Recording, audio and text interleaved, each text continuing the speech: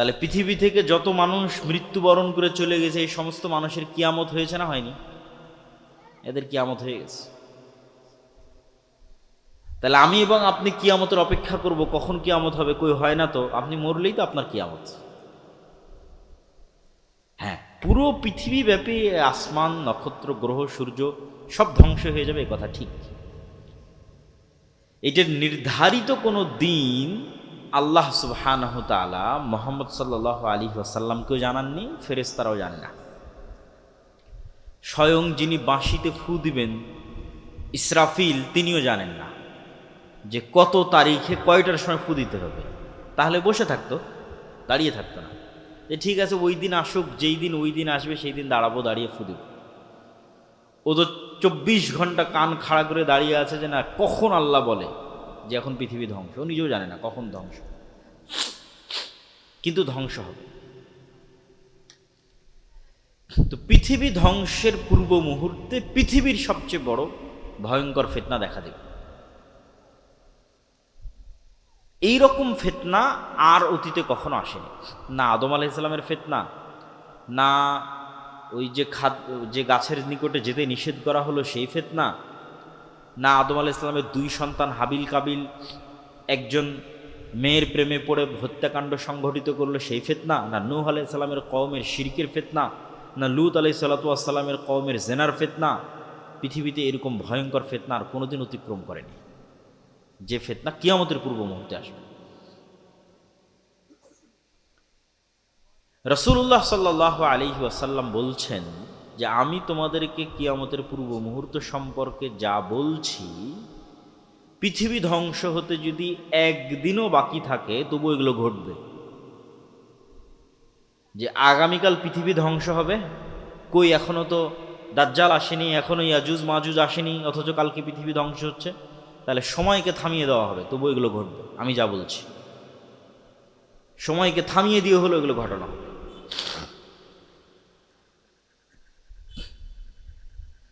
তো কিয়ামতের পূর্ব মুহূর্ত সম্পর্কে রাসূলুল্লাহ সাল্লাল্লাহু আলাইহি ওয়াসাল্লাম যা বলেছেন তা ঘটবে। আমাদের জন্য সবচেয়ে আতঙ্ক এবং ভয়ের বিষয় কি?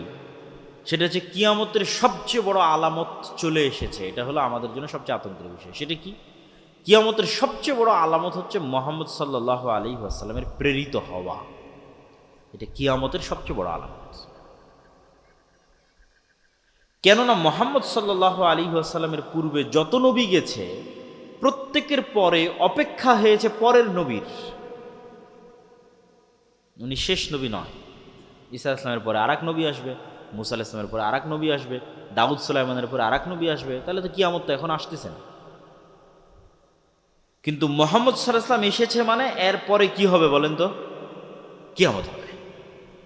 একদম সঠিক উত্তর দিয়েছে যে মুহাম্মদ সাল্লাল্লাহু আলাইহি ওয়াসাল্লামের মৃত্যুর পরেই কি হবে? একটু জোরে বলেন তো কি হবে? কিয়ামত হবে। তাহলে মুহাম্মদ সাল্লাল্লাহু আলাইহি ওয়াসাল্লামের মৃত্যু ইটসেলফ কিয়ামতের সবচেয়ে বড় আলামতগুলোর একটা। মুহাম্মদ সাল্লাল্লাহু আলাইহি ওয়াসাল্লামের মৃত্যুর পরেই কিয়ামত হবে। 5 দিন পরে হোক, 1 দিন পরে হোক, 1000 বছর পরে হোক, 5000 বছর পরে হোক, কিন্তু মুহাম্মদ সাল্লাল্লাহু আলাইহি ওয়াসাল্লামের মৃত্যুর পরেই কিয়ামত হবে। তাহলে মুহাম্মদ সাল্লাল্লাহু আলাইহি ওয়াসাল্লামের পৃথিবীতে আগমন এবং পৃথিবী থেকে মুহাম্মদ সাল্লাল্লাহু আলাইহি ওয়াসাল্লামের বিদায়, এটা কিয়ামতের অনেক বড় একটা আলামত। এই আলামতি পার হওয়া হয়ে গেছে 1400 বছর। দাজ্জাল পৃথিবীতে যে কোনো মুহূর্তে বের হয়ে যেতে পারে, এটার প্রমাণ কি? স্বয়ং রাসূল সাল্লাল্লাহু আলাইহি ওয়াসাল্লামের জীবদ্দশাতে ইবনে সাইয়াদ নামে একজন ব্যক্তি, শেখ আব্দুর রাজ্জাক বিন ইউসুফের মরণ একদিন আসবেই বইয়ে বিস্তারিত আলোচনা করা আছে। ইবনে সাইয়াদ নামে একজন ব্যক্তি, সে ইহুদি, তাকে সাহাবীরা সন্দেহ করলো যে দাজ্জাল। তো আল্লাহর নবী উড়িয়ে দিলেন না যে না এ দাজ্জাল নয়। তাহলে আল্লাহর নবীও আশঙ্কা করতেন যে তার জীবদ্দশা তো দাজ্জাল চলে আসতে পারে। ওমর রাদিয়াল্লাহু তাআলা আনহু যখন তাকে হত্যা করতে চাইলেন, তখন রাসূল সাল্লাল্লাহু আলাইহি ওয়াসাল্লাম বললেন, এ যদি দাজ্জাল না হয় তো নিরপরাধ মানুষকে হত্যা কেন করবা? আর এ যদি দাজ্জাল হয় তাহলে তাকদীরের লিখন হচ্ছে একে হত্যা করবে। ঈসা আলাইহিস সালাম তুমি তো নাও। কিন্তু উনি তো সহজ ভাষায় বলতে পারতেন, আরে ওমর এ দাজ্জাল নয়, কি দরকার একে হত্যা করে? দাজ্জাল নয়, এটা বলেন। এ যদি দাজ্জাল না হয়, নিরাপরাধ মানুষকে কেন হত্যা করবে?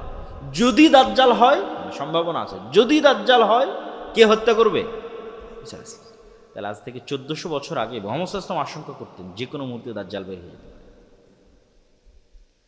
তাহলে যে কোনো মুহূর্তে দাজ্জাল বের হয়ে যেতে পারে, এটার সম্ভাবনা আছে। এটা অস্বাভাবিক এবং অলৌকিক কোনো ঘটনা নয়, পৃথিবীর সব নবী রাসূল বলে গেছে। তো কিয়ামতের পূর্ব মুহূর্তে যে ঘটনাগুলো সংঘটিত হবে, এগুলো সম্পর্কে অনেক কানাঘোষা, অনেক ভুল ব্যাখ্যা, অনেক বিভ্রান্তিকর ব্যাখ্যা, সময় উল্লেখ করা, একটাকে আরেকটার সাথে লাগানো, এগুলো এই যুগে এসে প্রচুর পরিমাণে হচ্ছে। এই জন্য আমাদের সঠিক হাদিস জানা যেমন দরকার, সঠিক ব্যাখ্যা জানাও তেমন দরকার। আর এই বিষয়ে সংক্ষিপ্ত আলোচনা করার কারণ হচ্ছে যে কোরআন এবং হাদিসে দাজ্জালের কথা আছে, শেষ জামানার যুদ্ধের কথা আছে, কিন্তু আধুনিক বিশ্বে কখনো এই কথা এভাবে আলোচিত হয়নি। আজকের পূর্বে মুসলমানদের মধ্যে আলোচনার কথা বলতেছে না। মুসলমানদের আলেম ওলামা বক্তারা আজীবনী দাজ্জাল সম্পর্কে লিখেছে, কিয়ামতের পূর্ব মুহূর্ত সম্পর্কে লিখেছে, কিয়ামত সম্পর্কে লিখেছে, এটা মুসলমানদের কাছে স্বাভাবিক ঘটনা। কিন্তু সারা বিশ্বব্যাপী আলোচনা হবে, এটা ব্যতিক্রম। এটা আমার জানা নাই, হিস্ট্রি ঘেটে দেখতে হবে যে হালাকুখা চেঙ্গিস খানের সময় সারা পৃথিবীব্যাপী আলোচনা হতো কিনা এরকম, অথবা আরও অন্য কোনো সময় সারা পৃথিবীব্যাপী এরকম আলোচনা হতো কিনা। হিস্ট্রিতে, ইতিহাসে, মুহাম্মদ সাল্লাল্লাহু আলাইহি ওয়াসাল্লাম মৃত্যুর পর এটা ইতিহাস ঘেটে দেখতে হবে। কিন্তু এখন এই নিকট 100, 200, 300 বছরের মধ্যে সারা পৃথিবীব্যাপী আজকাল পরশু যেভাবে দাজ্জাল সম্পর্কে ব্যাপক আলোচনা হচ্ছে, কিয়ামতের পূর্ব মুহূর্তের যুদ্ধ সম্পর্কে ব্যাপক আলোচনা হচ্ছে, এটা আগে কখনো হয়নি। এই আলোচনা আমি আপনি করছি না, এই আলোচনা আজকে যারা পৃথিবী শাসন করছে তারা করছে। এটা হলো সবচেয়ে ব্যতিক্রম। আজকে পৃথিবী কারা শাসন করছে আমরা জানি খুব ভালোভাবে, পাশ্চাত্য সভ্যতা। তো আমেরিকার সেনাবাহিনীর 200-র অধিক সৈন্য সাক্ষী দিয়েছে, বিস্তারিত বাংলাদেশের প্রথম আলোতে রিপোর্ট হয়েছে যে আমেরিকা ইসরায়েল ইরান যুদ্ধ দাজ্জাল তত্ত্বে মোড়ানো, হেডিং এবং ডিটেইলস, ওখানে অনেক ডকুমেন্টস তুলে ধরা আছে এগুলোর উপর। এমনি ইন্টারন্যাশনালি তো অনেক জায়গায় আলোচনা হচ্ছে।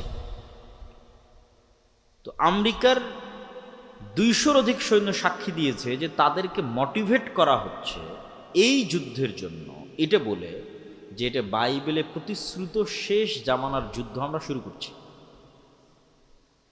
বাইবেলে শেষ জামানার যুদ্ধকে বলা আছে আরমাগেড্ডন। এটা ইসরায়েলের একটা পাহাড়ের নামে নামকরণ করা। আমরা সেই শেষ জামানার যুদ্ধ শুরু করছি, এই মর্মে আমেরিকার সেনাবাহিনীরা সাক্ষ্য দিচ্ছে। কেন শেষ জামানার যুদ্ধ শুরু করতেছে? খ্রিস্টানদের মধ্যে একদল খ্রিস্টান আছে, জায়নিস্ট খ্রিস্টান, ইভ্যাঞ্জেলিক্যাল খ্রিস্টিয়ান। দেখেন, খ্রিস্টান এবং ইহুদিদের মধ্যে যে শত্রুতা, এটা আমাদের চেয়ে বেশি। স্পেনে মুসলমানেরা ইহুদিদের আশ্রয় দিয়েছে, আর খ্রিস্টানেরা ধরে ধরে ইহুদিদের হত্যা করত। কেন শত্রুতা বেশি? আপনি চিন্তা করেন যে কোনো একটা জাতি আমাদের নবী মুহাম্মদ সাল্লাল্লাহু আলাইহি ওয়াসাল্লামকে হত্যা করেছে, আমি বিশ্বাস করি ও আমার নবীকে হত্যা করেছে, সে বিশ্বাস করে ওর নবী অবৈধ, মানে জারদ সন্তান, নাউজুবিল্লাহ মিন যালিক। তাহলে ওদের মধ্যে কি পরিমাণ শত্রুতা হতে পারে? খ্রিস্টানেরা বিশ্বাস করে ইহুদিরা আমাদের নবীকে হত্যা করেছে, আর ইহুদিরা বিশ্বাস করে মারিয়াম আলাইহিস সালাতু ওয়াস সালাম ব্যভিচারিণী আর তার সন্তান ঈসা আলাইহিস সালাতু ওয়াস সালাম জারদ সন্তান, নাউজুবিল্লাহ মিন যালিক। তাহলে আমাদের সাথে তাদের শত্রুতা হবে না ইহুদি খ্রিস্টানদের ওদের মধ্যে বেশি শত্রুতা হবে? ওদের মধ্যে বেশি শত্রুতা। সেখানে আজকে তারা এরকম বন্ধু হয়ে গেল, এটা তো অসম্ভব। পৃথিবীর ইতিহাসে কোনোদিন হয়নি, এখনকার পূর্বে পৃথিবীর ইতিহাসে কোনোদিন হয়নি। হিটলার 60 লক্ষ ইহুদিকে হত্যা করেছে, হিটলার খ্রিস্টান। তো এটা হওয়ার পিছনে যেই বিশ্লেষণগুলো তুলে ধরা হচ্ছে সেই বিশ্লেষণ হচ্ছে বাইবেলের প্রতিশ্রুতি অনুযায়ী ঈসা আলাইহিস সালাম পুনরায় পৃথিবীতে আসবে, তথা খ্রিস্টানদের বিশ্বাস অনুযায়ী ঈসা আলাইহিস সালাম পুনরায় পৃথিবীতে আসবেন, মারা গেছেন কিন্তু আবার আল্লাহ তাকে পাঠাবেন। আর মুসলমানদের বিশ্বাস অনুযায়ী তিনি মারাই যাননি, তাকে জীবিত অবস্থায় উঠানো হয়েছে, তিনি আবার পৃথিবীতে আসবেন। সমস্যা হচ্ছে খ্রিস্টানরা বিশ্বাস করে যে ঈসা আলাইহিস সালাম তখনই পৃথিবীতে আসবেন যখন ইহুদিদের মাসিহা আসবে। আমাদের মাসিহা তখন আসবে যখন ইহুদিদের মাসিহা আসবে। তাহলে মাসিহা সবার, মুসলমানেরাও মাসিহার অপেক্ষায়, মাসিহের অপেক্ষায়, খ্রিস্টানেরাও মাসিহের অপেক্ষায়, ইহুদিরাও মাসিহের অপেক্ষায়। তাহলে ইহুদিদের মাসিহকে, খ্রিস্টানদের মাসিহকে, মুসলমানদের মাসিহকে। মাসিহ মানে বিপদ থেকে উদ্ধারকারী। এই জন্য দাজ্জালের নামও মাসিহ দাজ্জাল, ঈসা আলাইহিস সালামের নামও ঈসা মাসিহ। তাহলে মাসিহুদ দাজ্জাল, ঈসা মাসিহ, দুইজনই মাসিহ, বিপদ থেকে উদ্ধারকারী। এখন খ্রিস্টানদের দাবি হচ্ছে যতক্ষণ ইহুদিদের মাসিহ না আসছে ততক্ষণ আমাদের মাসিহ আসবে না। ইহুদিদের মাসিহ হচ্ছে মাসিহুদ দাজ্জাল। তাহলে ইহুদিদের মাসিহ মাসিহুদ দাজ্জাল যতক্ষণ না আসবে ততক্ষণ খ্রিস্টানদের মাসিহ ঈসা মাসিহ পৃথিবীতে আসবে না। এবার তাহলে পরের পয়েন্টে চলে আসি, ইহুদিদের মাসিহ মাসিহুদ দাজ্জাল কখন আসবে? খ্রিস্টানদের বিশ্বাস হচ্ছে ততক্ষণ ইহুদিদের মাসিহ মাসিহুদ দাজ্জাল আসবে না যতক্ষণ না আমরা ইহুদিদেরকে জেরুজালেমে বসবাসের ব্যবস্থা না করে দিতে পারব। পৃথিবীর সব ইহুদিদেরকে যেই দিন আমরা জেরুজালেমে বসবাসের ব্যবস্থা করে দিতে পারবো, ইহুদিরা যেই দিন মসজিদে আকসা ভেঙ্গে এখানে হাইকালে সোলাইমানির উপর থার্ড টেম্পল তৈরি করবে, সেই দিন মাসিহুদ দাজ্জাল আসবে। আর যখন মাসিহুদ দাজ্জাল আসবে তখন আমাদের ঈসা মাসিহ আসবে। অতএব ইহুদিদের সাথে আমাদের শত্রুতা থাকলেও ঈসা আলাইহিস সালামকে পুনরায় পৃথিবীতে নিয়ে আসার জন্য আমাদের ইহুদিদের সহযোগিতা করতে হবে, জেরুজালেমে ওদের একত্রিত করার জন্য। তাহলে সবার উদ্দেশ্য অতি দ্রুত দাজ্জালকে এবং ঈসা আলাইহিস সালামকে পৃথিবীতে নিয়ে আসা। যারা মোটামুটি ফ্রিল্যান্সিং করেন, পেপ্যালের সহকারী প্রতিষ্ঠাতা পিটার থিয়েল, উনি কিছুদিন পূর্বে ইতালির রাজধানী রোমে দাজ্জালের উপর সিরিজ আলোচনা করেছে গোপন রুদ্ধদ্বার বৈঠকে। তারা দাজ্জালকে বলে এন্টিক্রাইস্ট, আমরা বলি দাজ্জাল, তারা বলে এন্টিক্রাইস্ট। এবং বর্তমান আমেরিকার যিনি প্রতিরক্ষা মন্ত্রী হেগসেথ, প্রতিরক্ষা মন্ত্রণালয়ের নাম চেঞ্জ করে দিয়েছে আমেরিকা, এটার নাম দিয়েছে যুদ্ধ মন্ত্রণালয়, যুদ্ধমন্ত্রী। তাহলে বর্তমান যিনি আমেরিকার যুদ্ধমন্ত্রী, তার আপনারা গুগলে সার্চ দিলে পাবেন, তার বাহুতে কাফের লেখা আছে আরবিতে, ও নিজে ট্যাটু করেছে। কাফের শব্দটা আরবিতে নিজে ট্যাটু করেছে তার শরীরে। যে কোনো মুসলমান দেখলে তো চমকে যাবে, আরে বাবা, রাসূল সাল্লাল্লাহু আলাইহি ওয়াসাল্লাম বলতো দাজ্জালের কপালে কাফের লেখা থাকে, কিন্তু মানুষ তার শরীরে কাফের লিখে রেখেছে। তো এখন পৃথিবীতে যে বিষয়গুলো নিয়ে আলোচনা হচ্ছে এবং যে ধরনের পরিবেশ পরিস্থিতি চলতেছে, এগুলো অ্যাবনর্মাল, অস্বাভাবিক। এবং এই অস্বাভাবিকত্ব ধীরে ধীরে হলেও সামনে বাড়বে, খুব দ্রুতও সামনে বাড়তে পারে। তো দাজ্জালের ফিতনা সম্পর্কে রাসূল সাল্লাল্লাহু আলাইহি ওয়াসাল্লাম বলছেন যে সব ধন সম্পদ, আসমানের বৃষ্টির মালিকানা আর জমিনের ফসল উৎপাদনের মালিকানা সব থাকবে দাজ্জালের একচ্ছত্র আধিপত্যে। যে দাজ্জালের উপর ঈমান আনবে তাকে দেওয়া হবে, যে ঈমান আনবে না তাকে দেওয়া হবে না। এর চাইতে ভয়ঙ্কর ফিতনা পৃথিবীতে আর কোনোদিন যায়নি। তাহলে এখন আপনি চিন্তা করেন যে আজকে আমরা কাশিম বাজারে যে পেট্রোল পাম্পে তেল দেওয়া হবে শুনে সারা গাড়ির সেখানে লাইন হয়েছে, তেল দেওয়া হবে মর্মে। কালকে আপনাকে বলা হলো যে বিদ্যুৎ অফ, নাই বিদ্যুৎ, কিন্তু বাংলাদেশের তো নিজের তেল নাই, নিজের গ্যাস অত নাই। বাহিরের দেশ বিদ্যুৎ তেল দিলেই বাংলাদেশে বিদ্যুৎ চলবে। তাহলে তোমার বিদ্যুৎ অফ, তোমার গাড়িতে তেল অফ। আজকে যদি বিদ্যুৎ অফ হয় 2 দিনের মধ্যে সব মোবাইল বন্ধ হয়ে যাবে, সব মোবাইল সব কম্পিউটার বন্ধ হয়ে যাবে। তাহলে আমরা 1 সেকেন্ডে 100 বছর পূর্বে ফিরে যাব। আজ থেকে 100 বছর পূর্বে তানোরে গরুর গাড়ি চলতো, সেই গরুর গাড়ি অথবা সাইকেল অথবা ঠেলা গাড়ি অথবা পায়ে হেঁটে। এখন আপনাকে বলা হচ্ছে যে ঠিক আছে, তোমাকে তেলও দেওয়া হবে, বিদ্যুৎও দেওয়া হবে, সব দেওয়া হবে, দাজ্জালকে মানো। আপনি চিন্তা করেন যে আপনি এখন বসে চিন্তা করেন যে এই ফিতনা কি ভয়ঙ্কর হতে পারে। এটাই ঘটবে আমি সেটা বলছি না, কোরআন এবং হাদিসে তো এর চেয়ে ভয়ঙ্করটা বলা আছে যে আকাশে বৃষ্টি বর্ষণ করবে। এই তেল তো সামান্য কিছু। যে অঞ্চলের মানুষ দাজ্জালের উপর ঈমান আনয়ন করবে না, ওই অঞ্চলের মাটিতে গাছ হবে না, ধান হবে না। জমিন দাজ্জালের কথা শুনে উৎপাদন বন্ধ করে দেবে, আসমান দাজ্জালের কথা শুনে বৃষ্টি বর্ষণ বন্ধ করে দেবে। এই ক্ষমতা আল্লাহই দাজ্জালকে দেবে। হবে বৃষ্টি, হবে ফসলও হবে, দাজ্জালের প্রতি ঈমান আনয়ন করবে। তো এখন আপনি চিন্তা করেন, যার ন্যূনতম অবৈধ সম্পদের উপর লোভ আছে এবং যার পরকালের উপর অগাধ আস্থা ও ইয়াকিন নাই, সে কি ফিতনা থেকে বাঁচতে পারবে? কোনো সুযোগ নেই। যার 1 টাকার প্রতি অবৈধভাবে ইনকামের ইচ্ছা আছে, যে লোভ সামলাতে পারে না, যে এই 1 টাকা আসবে, এটা আমি একটু অবৈধভাবে ইনকাম করিনি, এই লোভ যে সামলাতে পারে না, এই দাজ্জালের এই লোভ সামলাতে পারবে না, ঈমান বিক্রি করে দেবে। আর একটা কি বলেছি, পরকালের উপর অগাধ আস্থা। মানে আপনি কিসের আশায় দাজ্জালের বৃষ্টিও নিবেন না, দাজ্জালের ফসলও নিবেন না, দুর্ভিক্ষে না খেয়ে মারা যাবেন, কিসের আশা? পরকালে জান্নাতের আশা। যে চোখে জান্নাত দেখতে পায় না, ও এটার উপর টিকে থাকতে পারবে না। ওই যে আসহাবুল উখদুদের ঘটনা আল্লাহ সুবহানাহু ওয়া তাআলা কোরআন মাজিদে বলেছে যে আসহাবুল উখদুদকে বলা হলো ঈমান ত্যাগ করো, না হয় আগুনে ঝাঁপিয়ে পড়ো।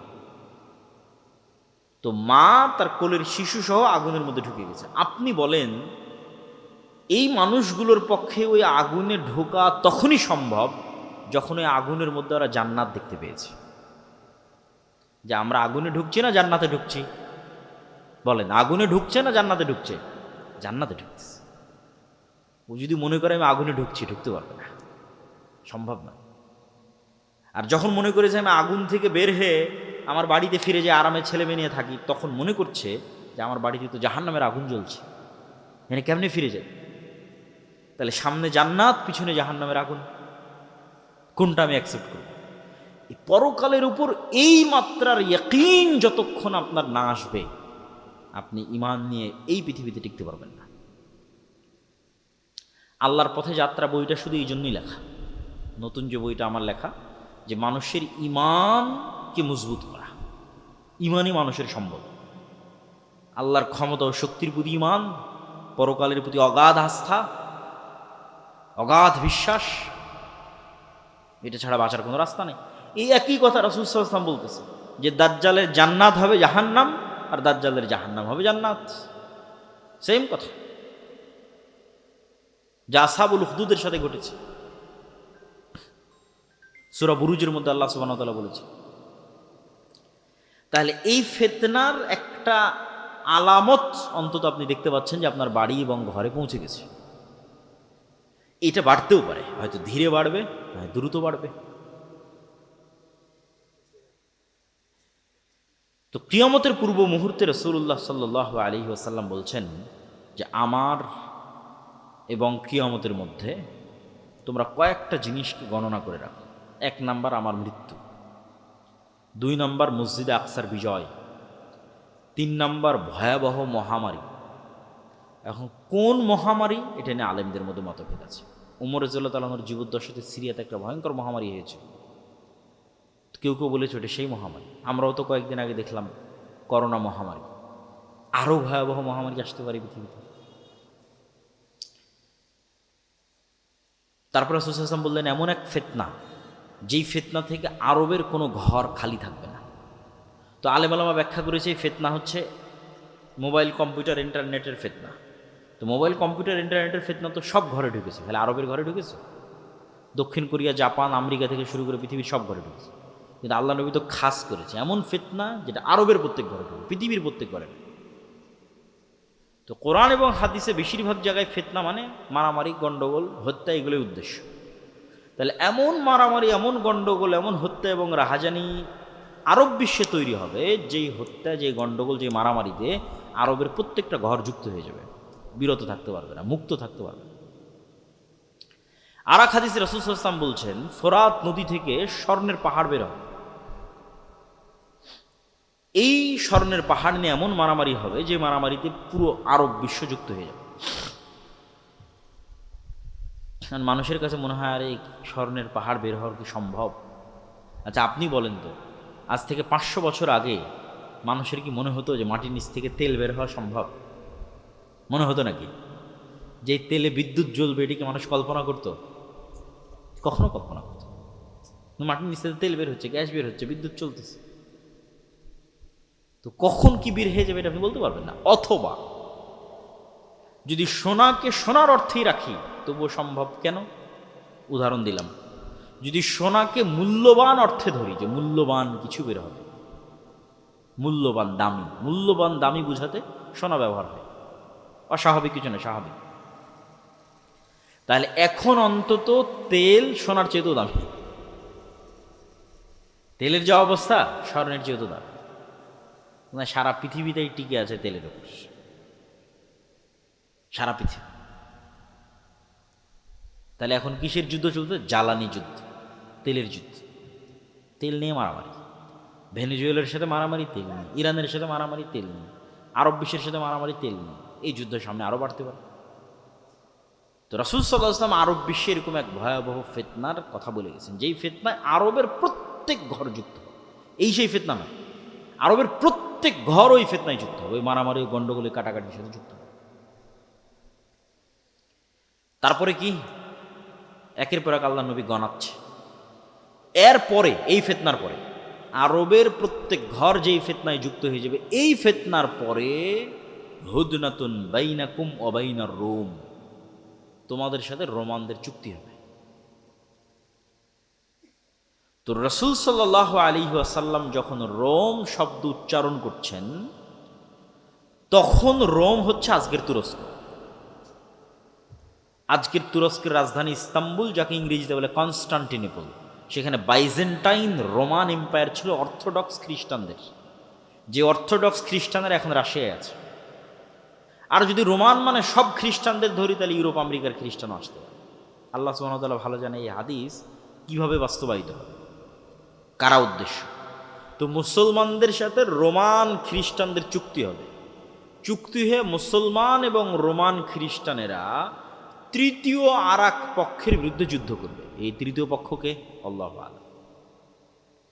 এই তৃতীয় পক্ষ ইহুদিরাও হতে পারে, হিন্দুরাও হতে পারে, বৌদ্ধরাও হতে পারে, অথবা রোমান দ্বারা যদি অর্থোডক্স খ্রিস্টান উদ্দেশ্য হয় তাহলে ক্যাথলিক ইউরোপ আমেরিকার খ্রিস্টানরা হতে পারে, অথবা রোমান দ্বারা যদি ইতালির রোম উদ্দেশ্য হয়, যেখান থেকে ইউরোপ উদ্দেশ্য হবে, তাহলে আমেরিকা, ইসরায়েল হতে পারে, রাশিয়া হতে পারে।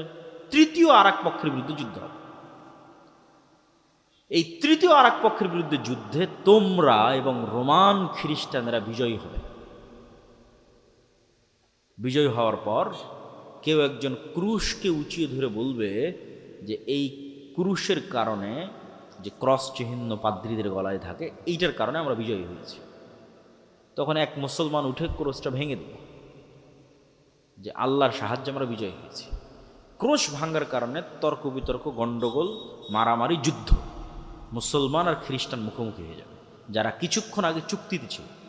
চুক্তি হয়ে আর এক তৃতীয় পক্ষের বিরুদ্ধে যুদ্ধ করেছে। আমার কেন জানি মনে হয় যে এই তৃতীয় পক্ষের বিরুদ্ধে যুদ্ধ ইহুদিদের সাথে হতে পারে। কেন? রাসূলুল্লাহ সাল্লাল্লাহু আলাইহি ওয়াসাল্লাম আর এক হাদিসে বলেছেন যে ইহুদিদেরকে এমন ভয়াবহভাবে মুসলমানেরা হত্যা করবে একটা যুদ্ধে, কিয়ামতের পূর্ব মুহূর্তে এমন ভয়াবহভাবে হত্যা করবে যে পাথর এবং গাছ পর্যন্ত কথা বলবে যে মুসলমান আসো, আমার কি বলার নাম, আমার পিছনে ইহুদি লুকিয়ে আছে, হত্যা করো। এই যে পাথর এবং গাছ কথা বলবে, এটার সাথে আর একটা জিনিস আপনাকে বলে রাখি। রাসূল সাল্লাল্লাহু আলাইহি ওয়াসাল্লাম বলছেন মানুষের স্যান্ডেলও কথা বলবে, মানুষের রানও কথা বলবে। আর একটা কী বলেছে রাসূল সাল্লাল্লাহু আলাইহি ওয়াসাল্লাম বলেছেন যে কিয়ামতের পূর্ব মুহূর্তে দাব্বাতুল আরজ বের হবে, যে দাব্বাতুল আরজ হবে একটা জন্তু, একটা জানোয়ার যে কথা বলবে মানুষের সাথে, জাসসাসা, গোয়েন্দা। যেই দাব্বাতুল আরজ তামিমাত দারির হাদিসে যখন দাজ্জালের সাথে দেখা করতে যায়, তখন দাজ্জালের প্রবেশ মুখে এক জন্তু জানোয়ার দাঁড়িয়েছিল, যাকে হাদিসে বলা হয়েছে দাব্বাতুল আরজ। কোন দিকে পিছন কোন দিকে বোঝা যায়নি। তো ওকে জিজ্ঞেস করে সাহাবীরা, তুমি কি বলে? আনাল জাসসাস, আমি হচ্ছে গোয়েন্দা। তো প্রাণী কথা বলতেছে। আর মানুষের মনে হতে পারে যে প্রাণী কেমনে কথা বলতে, গাছ পাথর কেমনে কথা বলতে। মানুষের তৈরি সৃষ্টি জীব কথা বলতেছে এখন, যদিও সৃষ্টির ক্ষমতা মানুষের নাই, মানুষের বানানো বলতে পারে। যেমন মানুষের বানানো এআই এবং এআই ভিত্তিক রোবট আপনার সাথে কথা বলছে না? বলছে না, বলছে। আপনি এখন চ্যাটজিপিটির সাথে কথা বলেন, কথা বলবে। এখন জেমিনির সাথে কথা বলেন, কথা বলবে। আপনি যা বলবেন সে উত্তর দেবে সাথে সাথে। এই এআই তো পৃথিবীকে, যেমন ইন্টারনেট পৃথিবীকে চেঞ্জ করে দিয়েছে, সামাজিক যোগাযোগ মাধ্যম পৃথিবীকে চেঞ্জ করে দিয়েছে, বিদ্যুৎ পৃথিবীকে চেঞ্জ করে দিয়েছে, এআই পৃথিবীকে চেঞ্জ করে দিচ্ছে। কোথায় গিয়ে ঠেকবে আল্লাহ সুবহানাহু ওয়া তাআলা বলে। তাহলে মানুষের বানানো জিনিস মানুষের সাথে কথা বলতেছে বুদ্ধিমত্তার সাথে। সেখানে আল্লাহ সুবহানাহু ওয়া তাআলার জীব জন্তু জানোয়ার কথা বলবে না, এটা বিশ্বাস করা পাগলামি, এটা বিশ্বাস করা বোকামি। তো ওই তৃতীয় পক্ষের যুদ্ধ ইহুদিদের সাথে হতে পারে, আল্লাহু আ'লাম। এবার তৃতীয় পক্ষের যুদ্ধের পর মুসলমান এবং খ্রিস্টানেরা মুখোমুখি। এই যুদ্ধে রাসূলুল্লাহ সাল্লাল্লাহু আলাইহি ওয়াসাল্লাম বলছেন, এই যুদ্ধের ভিন্ন ভিন্ন অ্যাঙ্গেলে অনেক হাদিস আছে। আমি সবগুলো সারমর্ম বলতেছি আপনাকে, সব হাদিসের সারমর্ম। রাসূল সাল্লাল্লাহু আলাইহি ওয়াসাল্লাম আর এক হাদিসে বলতেছেন, ততদিন পর্যন্ত কিয়ামত হবে না যতদিন না আমার উম্মত রোমানদের বিরুদ্ধে যুদ্ধ করে আমাক এবং দাবেক নামক জায়গায়। এই জায়গা কোথায়? এই জায়গা হচ্ছে আজকের সিরিয়া, যেখানে তুরস্কের সীমান্তের সাথে মিলেছে। এখনকার সিরিয়ার সীমান্ত যেখানে তুরস্কের সীমান্তের সাথে মিলেছে, ইদলিব শহর, সেখানে এই নামে জায়গা আছে, বিশাল খোলা মাঠ, আমাক এবং দাবেক। ওই জায়গায় আমার উম্মত যতক্ষণ রোমান খ্রিস্টানদের বিরুদ্ধে যুদ্ধ না করছে ততদিন কিয়ামত হবে না। সেই দিন মুসলমানদের যুদ্ধের হেডকোয়ার্টার থাকবে দামেস্ক নগরীর বুতা নামক জায়গায়। এটা ওই যুদ্ধের কথাই বলা হচ্ছে, যেটা রোমানদের সাথে হবে। আর এক হাদিসে রাসূলুল্লাহ সাল্লাল্লাহু আলাইহি ওয়াসাল্লাম বলছেন, ততদিন পর্যন্ত কিয়ামত হবে না যতদিন না আমার উম্মত বলেনি, ওখানে বলেছে ইসহাক আলাইহিসসালাতু ওয়াসসালামের বংশের ৭০,০০০ সদস্য এমন এক শহরের বিরুদ্ধে যুদ্ধ না করে, যেই শহরের এক পাশ সাগর এবং এক পাশ মাটি। তো আলেম ওলামা লিখেছে এই শহর হচ্ছে ইস্তাম্বুল, কুস্তুনতুনিয়া, কনস্টান্টিনোপল। তো আমার উম্মত যখন এই ইসহাক আলাইহিস সালামের বংশের ৭০,০০০ মানুষ যখন ওই শহর বিজয়ে যাবে, তখন তাদের তরবারি চালানো লাগবে না, গুলি করা লাগবে না। তারা বলবে লা ইলাহা ইল্লাল্লাহ আল্লাহু আকবার, এটাতে শহর বিজয় হয়ে যাবে। লা ইলাহা ইল্লাল্লাহ এবং আল্লাহু আকবার আওয়াজ দিয়ে শহর বিজয় হবে। আর এক হাদিসে রাসূল সাল্লাল্লাহু আলাইহি ওয়াসাল্লাম বলছেন, অচিরেই কিয়ামতের পূর্ব মুহূর্তে এমন এক ভয়াবহ যুদ্ধ হবে যেটাতে রোমান এবং মুসলমানেরা মুখোমুখি হবে, যেটাতে রোমানেরা ৮০টি পতাকার অধীনে একত্রিত হবে। প্রত্যেক পতাকার অধীনে ১২,০০০ করে সেনাবাহিনী থাকবে, প্রায় কাছাকাছি ১০ লক্ষ পদাতিক যোদ্ধা নিয়ে তারা মুখোমুখি হবে মুসলমানদের। এই যুদ্ধে আমার উম্মত ৩ ভাগে বিভক্ত হবে। এই যুদ্ধে অংশগ্রহণ করার জন্য মদিনা থেকে তৎকালীন বিশ্বের সর্বশ্রেষ্ঠ সন্তানেরা বের হয়ে আসবে। তৎকালীন বিশ্বের সবচেয়ে তাকওয়াবান, সবচেয়ে আল্লাহওয়ালা, সবচেয়ে পরহেজগার, সবচেয়ে পাকা মুমিন মুজাহিদ বের হয়ে আসবে মদিনা থেকে, যারা এই যুদ্ধে অংশগ্রহণ করবে। আমার উম্মত এই যুদ্ধে ৩ ভাগে বিভক্ত হবে। এক ভাগ পালিয়ে যাবে যুদ্ধের মাঠ থেকে, এরা এত বড় কবিরা গুনাহ করবে যে আল্লাহ কিয়ামত পর্যন্ত এদের ক্ষমা করবে না। আর এক ভাগ মৃত্যুবরণ করবে, এরা পৃথিবীর সর্বশ্রেষ্ঠ শহীদ। আর এক ভাগকে আল্লাহ বিজয় দান করবে, কিন্তু বিজয়ের কোনো আনন্দ থাকবে না। কেন বিজয়ের কোনো আনন্দ থাকবে না? এক বংশে যদি ১০০ সদস্য থাকে, ৯৯ জন মারা যাবে, একজন বেঁচে থাকবে। এগুলো ভিন্ন ভিন্ন হাদিস রাসূলুল্লাহ বলেছেন, একই যুদ্ধের কথা আমি একত্রিত করে বলতেছি। পাখি যদি ১ মাস আকাশে উড়ে লাশের সারি শেষ করতে পারবে না, লাশের দুর্গন্ধ শেষ করতে না পারার কারণে পাখি পড়ে মারা যাবে। লাশের দুর্গন্ধ শেষ, এত ব্যাপক হারে মানুষ মারা যাবে এই যুদ্ধে, মুসলমান এবং খ্রিস্টান উভয় পক্ষে। ফলত গনিমতের মালের কোনো আনন্দ থাকবে না। তারপর গনিমতের মাল বন্টন হবে, ওয়ারিস নেওয়ার থাকবে না। এই যুদ্ধ শেষে যখন মুসলমানেরা তাদের তরবারিকে জাইতুন গাছের সাথে ঝুলিয়ে, রাসূল সাল্লাল্লাহু আলাইহি ওয়াসাল্লামের আর এক হাদিসের বাক্য, জাইতুন গাছের সাথে ঝুলিয়ে যখন গনিমতের মাল বন্টন করবে, তখন অদৃশ্য থেকে আওয়াজ আসবে, দাজ্জাল তোমাদের বাড়ি ঘরে ঢুকে গেছে। কিন্তু এই সংবাদটা মিথ্যা হবে। কিন্তু এই সংবাদ শুনে মুজাহিদ বাহিনীর নেতা 10 জন অশ্বারোহীকে রওনা করবে খোঁজ নেওয়ার জন্য সত্যি দাজ্জাল বের হয়েছে কিনা। রাসূল সাল্লাল্লাহু আলাইহি ওয়াসাল্লাম বলছেন, ওই 10 জন অশ্বারোহীর নাম, ওদের বাপের নাম, ওদের ঘোড়ার রং, ওদের গায়ের রং আমি দেখতে পাচ্ছি, আমি বলে দিতে পারবো ওরা কারা। দাজ্জালের সংবাদের সত্য মিথ্যা খুঁজতে যখন মুজাহিদেরা যুদ্ধ থেকে দামেস্ক শহরে ফিরে আসবে, এবং ফজরের সালাত কিছু রিওয়ায়েতে ফজরের সালাত, কিছু রিওয়ায়েতে আসরের সালাত, ফজরের সালাতে যখন দাঁড়াবে, তখন এবার ঈসা আলাইহিস সালাতু ওয়াস সালাম আসমান থেকে 2 ফেরেশতার কাঁধে ভর দিয়ে নেমে আসবে। মানুষের কাছে মনে হয়, আরে আসমান থেকে নেমে আসে, এটা অলৌকিক গল্প শোনাচ্ছে, অবাস্তব গল্প শোনাচ্ছে। অথচ দেখেন, আল্লাহ সুবহানাহু ওয়া তাআলা নিজেই আমাদেরকে কোরআনে বারবার বলছে যে আমি আদমকে কোথায় থেকে নামিয়ে দিয়েছি, আদম আর হাওয়াকে কই থেকে নামিয়ে দিয়েছি? আসমান থেকে নামিয়ে দিয়েছি, জান্নাত থেকে নামিয়ে দিয়েছি। আমি ইবলিসকে কই থেকে নামিয়ে দিয়েছি? আসমান থেকে নামিয়ে দিয়েছি। তাহলে আসমান থেকে নামা নতুন না পুরাতন? পুরাতন। আসমান থেকে নামা পুরাতন। তাহলে আমরা যেখানে আদম আলাইহিস সালাতু ওয়াস সালামের ক্ষেত্রে বিশ্বাস করছি যে তাকে আসমান থেকে নামিয়ে দেওয়া হয়েছে, জান্নাত থেকে নামিয়ে দেওয়া হয়েছে, তাহলে এটা আমাদের কাছে অস্বাভাবিক কেন মনে হয় যে ঈসা আলাইহিস সালাম আসমান থেকে নেমে আসবে? কিন্তু অস্বাভাবিক নয়, এই ঘটনা তো পৃথিবীতে আগেই ঘটেছে।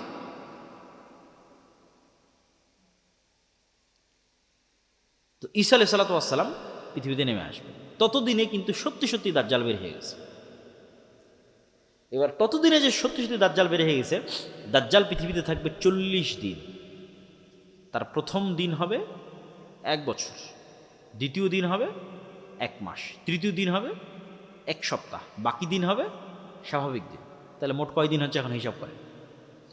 মোট হবে 1 বছর 2 মাস 14 দিন। কতদিন? 1 বছর 2 মাস 14 দিন সে পৃথিবীতে বিচরণ করবে। কিন্তু এই জায়গায় সবচেয়ে ভয়াবহ কথাটা বলা হলো যে প্রথম দিন হবে 1 বছর। কেমনে 1 বছর হবে একদিন? যদি আমরা আমাদের আধুনিক বিজ্ঞানের আলোকে চিন্তা করি, তাহলে পৃথিবী যেই গতিতে ঘুরতেছে আর সূর্য যেই গতিতে ঘুরতেছে, এটার মধ্যে পরিবর্তন লাগবে। এই ঘোরার গতিতে কি লাগবে? পরিবর্তন লাগবে। সূর্য আর পৃথিবীকে থেমে যেতে হবে, অথবা ধীর হতে হবে। আর যদি বলি না, এই সিস্টেমের মধ্যে আল্লাহ অলৌকিকভাবে ঘটাবে, আল্লাহ সুবহানাহু ওয়া তাআলা ভালো জানেন। রাসূল সাল্লাল্লাহু আলাইহি ওয়াসাল্লাম জিজ্ঞেস করলেন, আল্লাহ নবী, দাজ্জালের গতি কেমন হবে? বলেন, কাগাইসিন ইস্তাদবারাতহুর রিহ, মেঘমালার যেমন গতি, আকাশে উড়ন্ত মেঘমালার যেমন গতি তেমন হবে। তখন মানুষেরা মনে করে যে আরে দাজ্জাল মনে হয় তাহলে বিমানে উড়বে, মানুষ মনে করে। কিন্তু আমার প্রশ্ন হচ্ছে, মানুষের বানানো বিমান যদি আকাশে উঠতে পারে, তা আল্লাহ সুবহানাহু ওয়া তাআলার সৃষ্টি নিজে কেন উঠতে পারবে না আকাশে? অস্বাভাবিক কি? আল্লাহর আর এক সৃষ্টি পাখি উঠতেছে না? হতে পারে, বিমানও সফর করতে পারে। কিন্তু এই শুধু দূরবর্তী ব্যাখ্যা নয়, রিয়াল সম্ভাবনাও আছে, সেটা বুঝাচ্ছি যে দাজ্জাল নিজেই মেঘের গতিতে চলবে, এটার সম্ভাবনা আছে কোনো কিছুর সাহায্য ছাড়াই। আর দাজ্জালের সাথে যেটা লম্বা ঘটনা তামিমাত দারির, ওই লম্বা ঘটনায় দাজ্জাল 4টা প্রশ্ন করেছে তামিমাত দারিকে, যেটাতে দাজ্জালের সাথে তামিমাত দারির সাক্ষাৎ হয়। এটাও আমাদের জন্য একটা প্রমাণ বহন করে যে দাজ্জালের সাথে সাক্ষাৎ সম্ভব। দাজ্জালের সাথে সাক্ষাৎ সম্ভব। তামিম আদ-দারির যদি দাজ্জালের সাথে সাক্ষাৎ সম্ভব, তো আজকের পৃথিবীর যে কোনো মানুষের দাজ্জালের সাথে সাক্ষাৎ সম্ভব, তার প্রকাশের পূর্বেই, মানে সে পৃথিবীতে আগমনের পূর্বেই। সুতরাং এখনও যে কেউ দাজ্জালের সাথে যোগাযোগ করছে না, দাজ্জালের সাথে দেখা করছে না, সাক্ষাৎ করছে না, এটা সম্পূর্ণরূপে উড়িয়ে দেওয়া যাবে না। কেন? তামিম আদ-দারি দাজ্জালের সাথে সাক্ষাৎ করেছে। তা আপনি বলবেন এখনকার আধুনিক স্যাটেলাইট, এই স্যাটেলাইটের মধ্যে পৃথিবীর এমন কোনো দ্বীপ নাই, এমন কোনো জায়গা নাই যেটা মানুষ জানে না। তো অ্যাপস্টেইন ফাইল প্রকাশের আগে কে জানতো যে অ্যাপস্টেইনের এরকম একটা দ্বীপ আছে, যেই দ্বীপে মার্ক জুকারবার্গ যায়, পৃথিবীর সব ধনকুবেররা যায়, আর সেখানে এইভাবে নারী সাপ্লাই হয়, ছোট ছোট শিশু বাচ্চা সাপ্লাই হয়, আবার তাদেরকে এভাবে ধর্ষণও করা হয়। স্যাটেলাইট তো ঠিকই ছিল, কে জানতো? যার স্যাটেলাইট আছে ও যদি জানতে না দেয় আপনাকে, স্যাটেলাইট তো আমার নাই, কার আছে? যারা আজকের পৃথিবীর ক্ষমতা নিয়ন্ত্রণ করতেছে, ও যদি আমাদের জানতে না দেয়, আমাদের বাপেরও ক্ষমতা নাই জানার যে কোথায় কি হচ্ছে, সম্ভব নয়। আর যদি মেনে নেই যে না, আসলে এই পৃথিবী, যেই পৃথিবী আমরা এখন চোখে দেখছি, এই পৃথিবীতে দাজ্জাল নাই, তো বিজ্ঞান বলতেছে যে মানুষ 3D ডাইমেনশনে দেখে। এই পৃথিবীতে এমন প্রাণীর বসবাস সম্ভব যে 3 ডাইমেনশনের উপরে, 4th dimension, 5th dimension, 6th dimension, 7th ডাইমেনশনে বসবাস করে, এই পৃথিবীতে আছে, কিন্তু মানুষ দেখতে পাবে না। যেমন জিন আছে, দেখতে পাচ্ছি না, ফেরেশতা আছে, দেখতে পাচ্ছি না, এরা অন্য ডাইমেনশনে বসবাস করতেছে। ঠিক আপনি যদি একটা ছোট্ট পাখিকে একটা বন্দি ঘরের মধ্যে ছেড়ে দেন,